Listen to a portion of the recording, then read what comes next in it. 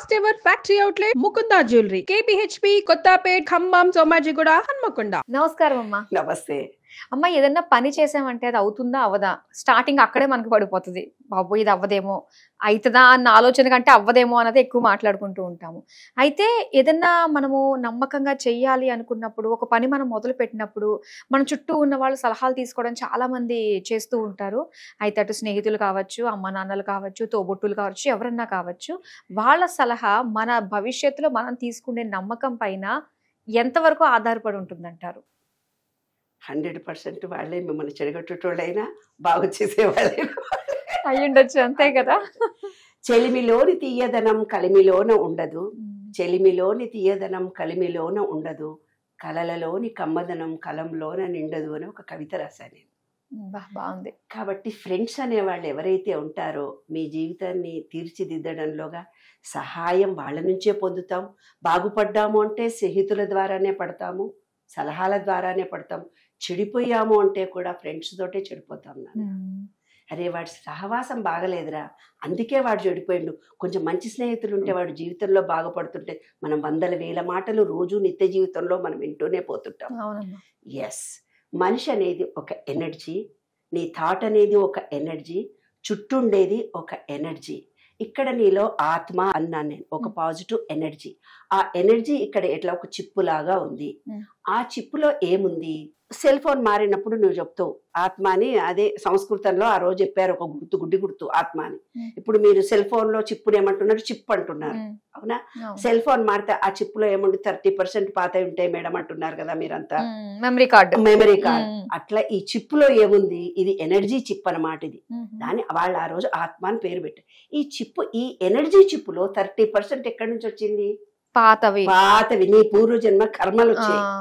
మంచి స్నేహితులతో స్నేహం చేస్తే వాళ్లే ఇక్కడ కూడా మీకు దోస్తులేదు. నీవు ఆ స్నేహితులతో నీవు ఎవరితోటన్నా గొడవ పెట్టుకొని మోసం చేసి వస్తే వాళ్లే ఇక్కడ స్నేహితులై వచ్చి నీకు. ఎందుకంటే చర్య ఈజ్ ఈక్వల్ టు మైనస్ ప్రతిచర్య. ఈ విషయం అంతా నీవు ఏది ఇస్తున్నావో దానికి ఉల్టా నువ్వు తప్పనిసరిగా అనుభవిస్తావు అనేది ఇక్కడ. ఇచ్చిందే నీకు వస్తుంది అని. అది 30% వచ్చింది. 30% నీ జీన్స్ ద్వారా వచ్చింది.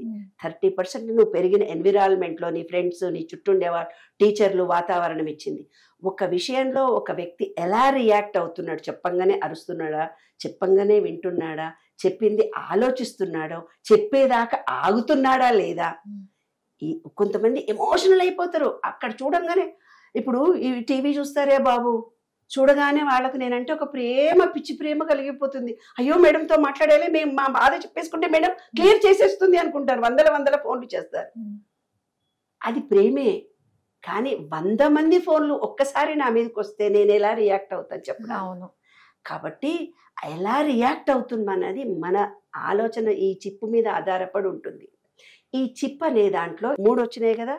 ఒక వ్యక్తికి తల్లిదండ్రుల లక్షణాలు, ఫ్రెండ్స్ లక్షణాలు, పూర్వజన్మలో అతను ఏదో బిజినెస్ చేసి చిట్టీలేసి మోసం చేసి వచ్చాడు.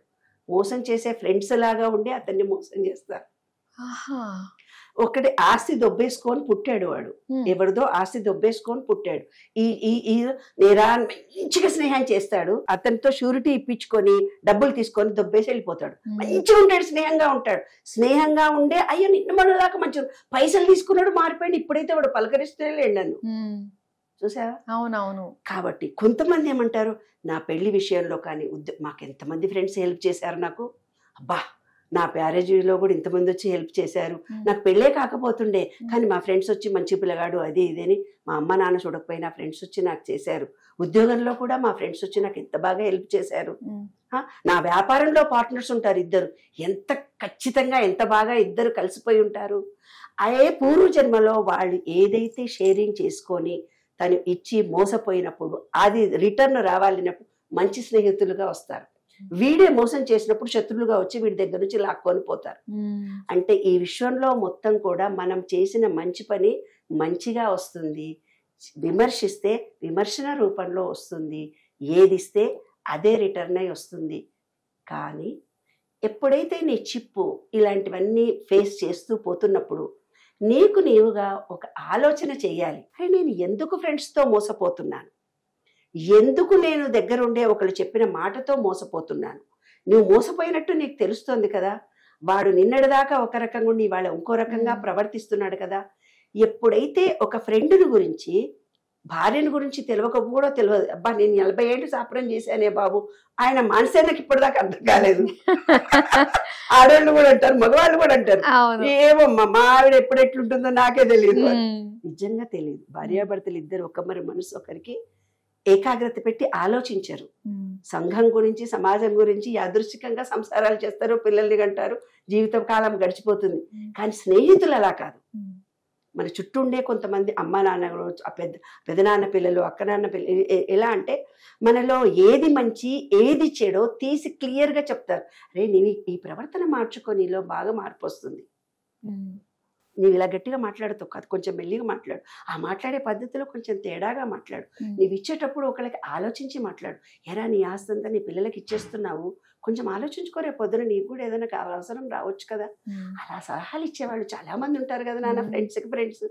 కాబట్టి ఏ ఆలోచన అయితే నీ ఫ్రెండ్ దగ్గర నుంచో, ఒక ఆత్మీయుల దగ్గర నుంచో, ఎవరి దగ్గర నుంచో నువ్వు పొందుతున్నావు, ఒక సలహా నువ్వు తీసుకున్నావు అంటే ఆ సలహా మంచిదా కాదా, నీకు వర్తిస్తుందా వర్తించదా, నీకు నీవే ఆలోచించుకోవాలి. వేరే బయట నుంచి ఎవ్వరి ఫ్రెండ్లాం వచ్చి నీ ఫ్రెండ్ సలహా ఇచ్చినాడు నువ్వు చేస్తున్నావు, పోవే ఊరికే నా ఫ్రెండ్ల మీద ఎడుస్తావు నువ్వు అంటారు.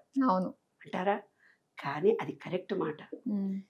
ఇతని తనకి తానుగా ఈ ఫ్రెండ్ని నేను నమ్మొచ్చా. ఫ్రెండ్ ఎవరో బిజినెస్ చేయమన్నారమ్మా, ముగ్గురం పార్ట్నర్స్ కలిసి, నాకు ఇన్ని అనుభవాలు ఉన్నాయి నా దగ్గర, పార్ట్నర్షిప్ లో చేశారు, మోసపోయాడు, ఆయన పోయిండు ఈయన పోయిండు, ఇప్పుడు మేము ఇద్దరం కొట్టుకొని వస్తున్నాం అని చెప్పుకునే పిల్లలు 100 మంది 1000 కేసులు ఉన్నాయి కదా నాన్న. కాబట్టి ఒక వ్యక్తి ఈ చదువు చదవాలా వద్దా, అరే మా ఫ్రెండ్స్ అందరూ సిఈసికి వెళ్ళిపోయారు, నేను కూడా సిఈసికి వెళ్ళిపోయాను, సిఈసి ఇప్పుడు పడిపోయింది, వేరే కోర్సుకు మంచి ఆఫర్ ఉంది, ఎవరు నష్టపోయారు?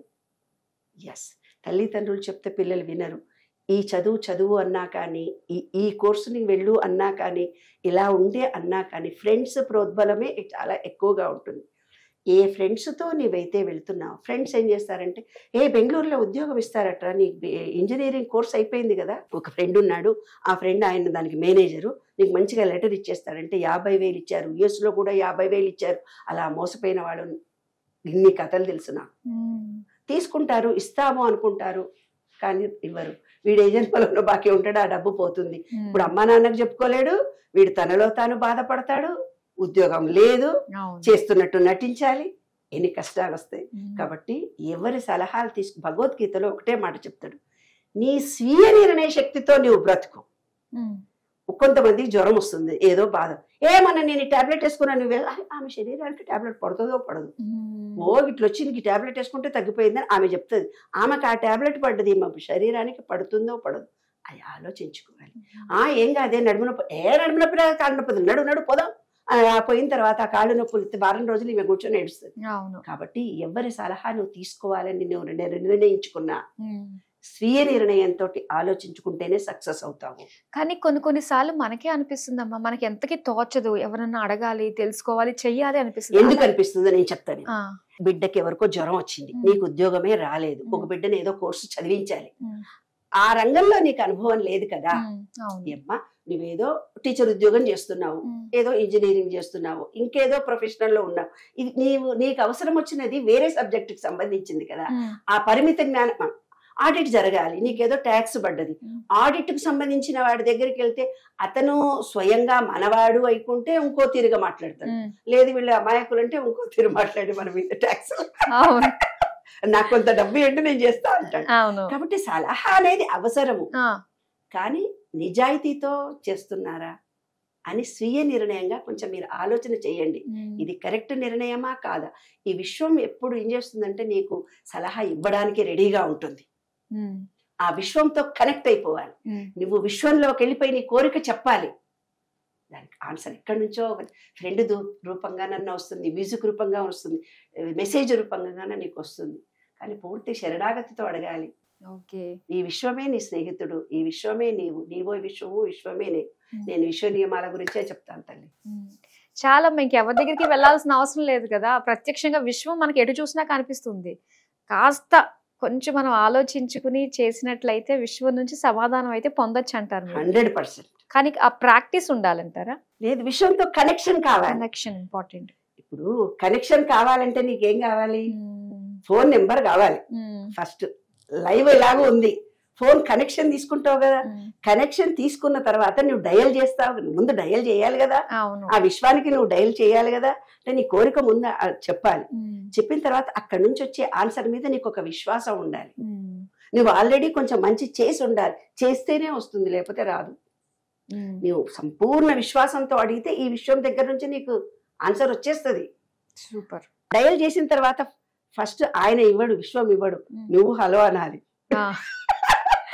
అవును, ఇక్కడ నుంచి నువ్వు హలో అనాలి ఆ విశ్వంతో. అవును. సో అంత ఈజీ అయిపోతుంది మనకి ఏదన్నా కనెక్షన్ అయిపోయామంటే అంత ఈజీగా ఉంటుంది. నాకైతే చాలా ఈజీ. నేను రోజు కనెక్ట్ అవుతూనే ఉంటాను, నేను విశ్వంలోనే జీవిస్తుంటాను. చాలా బాగా చెప్పారమ్మా. ఏదన్నా స్వీయ నిర్ణయం మనం తీసుకుంటే విశ్వం సాయంతో అది సక్సెస్ అవుతుంది అని చెప్పేసి తెలియజేసినందుకు ధన్యవాదాలు. Thank you.